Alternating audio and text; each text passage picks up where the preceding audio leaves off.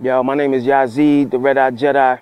I first kind of got started when in a little doing graffiti and, popping and breakdancing and all that good stuff. But then I started hearing like Run DMC. I was hearing Kane and Rakim. I was hearing all these cats, Black Rock and Ron. I was, Super Lover C, Casanova Rudd. I was loving the hip hop back then. So it kind of just got me into I started first listening to some of the joints, and then I would just rhyme along with them. It was like the whole culture just being at that time, and because it was a combination of the music, of the style of dress, seeing Beat Street and rocking the Pumas and the fat laces, and the Bombers, I was into that, and it was just like we loved the music, but we loved the way they dressed, we loved the dance, we loved the graffiti. It was just the whole expression of the youth at that time. I listened to the things that kind of moved me, when I came up. I listened to a lot of, there's a lot of newer generation, artists who have followed those footsteps and, kind of picked up the torch from those like Kane and Rakim and KRS. People who continue that good flow of culture and of music, it's like, that's what I gravitate to. I'm not really one for the trends, the things that come and go, but it's more or less the things that, stand the test of time.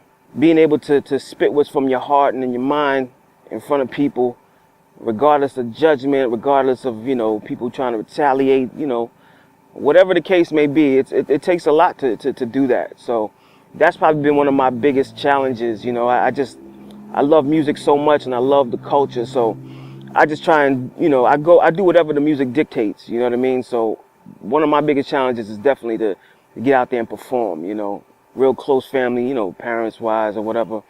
They didn't really feel it. They thought it was just a fad, it was coming and going. They didn't really have faith that, it was going to be something that was going to be lucrative or something that would be around, so they thought it was a waste of time, but as I kept doing it, it was just like they started seeing that it was more than just about making that monetary, gain. It was really about enjoying yourself, loving what you do. And just, they saw that after a while, it was a part of who I was. It was who I was.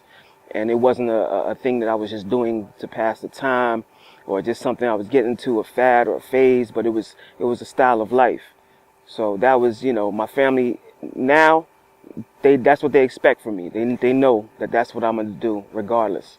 I want people to remember me by putting my heart into my music, putting my heart and soul, doing what I do for the people. Not falling into styles or trends or anything just to put money in their pocket, misleading the people, but doing things that the people can respect you for. You know what I mean? Because people can do this, people can do hip hop just to get money, and in the process they lose their way. You know what I mean? Or maybe they don't have a moral focus or a moral center to begin with. So, it's just they don't mind what message they putting out to the people, but it's like you gotta think about the kids, you gotta think about your parents, it's like the lineage of life and history is not just about us or you at the moment.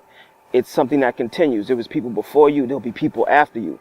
So I always want people to remember me as just a MC or as an artist who just, who always did it from his heart, you know what I mean? And just put the best he could out, classic music, things that moved the people, brought people together, young, old. Doesn't matter what culture, what religion, what race, but would just bring people together. That's really what it's about. It's about people understanding one another.